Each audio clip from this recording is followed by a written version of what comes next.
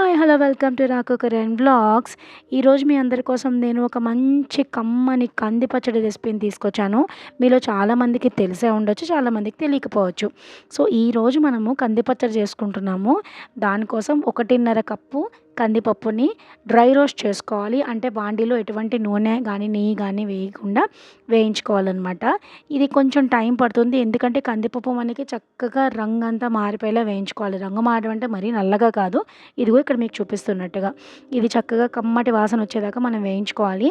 Medium ఫ్లేమ్‌లో ఒక 10 నిమిషాలు, తర్వాత స్లో ఫ్లేమ్‌లో ఒక 10 నిమిషాలు వేయించుకుంటే కందిపప్పు మంచిగా వేగిపోతుందనమాట. తర్వాత 10-12 ఎండుమిరపకాయలు కూడా ఇందులో వేసేసుకొని అవి కూడా కొద్దిగా వేగేదాకా వేయించేసుకోవాలి. సో, ఇక్కడ మీరేంటంటే ఎక్కువైతే రోస్ట్ చేయొద్దు కందిపప్పును. అది కొంచెం మాడిపోయిన స్మెల్ వస్తుంది పచ్చడి. సో, తర్వాత ఎండుమిరపకాయలు కూడా వేగిపోయిన తర్వాత ఒక చెంచాడు జీలకర్ర, తర్వాత రుచికి తగ్గ ఉప్పు కూడా వేసేసుకోవాలి. తర్వాత ముందుగానే క్లీన్ చేసి పెట్టుకున్న కరివేపాకు కూడా వేసేసుకోవాలి.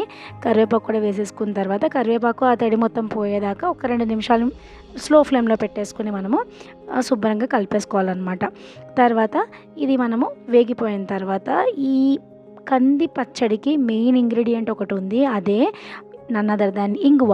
ఇంగువ స్మెల్‌తో అయితే కంది పచ్చడి చాలా బాగుంటుంది. కాబట్టి ఇంగువ మీరు ఇష్టం లేకపోతే అవాయిడ్ చేయొచ్చు. కానీ దీనికైతే చాలా టేస్ట్ ఉంటుంది. సో, ముందుగానే నేను కొంచెం చింతపండు అయితే నానబెట్టేసి పక్కన పెట్టేసుకున్నాను. సో, ఇలా టోటల్‌గా వేగిపోయిన దాన్ని మిక్సీ జార్‌లో తీసేసుకొని ఇప్పుడు మనం ముందుగానే నానబెట్టి పక్కన పెట్టుకున్న చింతపండు కూడా వేసేసుకొని దీన్నైతే మెత్తగా మిక్సీ పట్టేసుకోవాలి. మనం ఫస్ట్ అనేది దీన్ని కొంచెం గ్రౌండ్‌గా అంటే మరీ మెత్తగా కాకుండా ఇలా పొడిగా పట్టుకొని తర్వాత తగినన్ని నీళ్లు పోసుకోవాలి. పేస్ట్‌లో అయితే పట్టకూడదు. సో, ఇంకేంటి మన చక్కని కమ్మని కంది పచ్చడి రెడీ అయిపోయింది. వేడి వేడి అన్నంలో కొంచెం నెయ్యేసుకొని ఈ కంది పచ్చడి తింటూ కొద్దిగా ఊరగాయ నంచుకోండి, అద్దిరిపోతుంది మరి.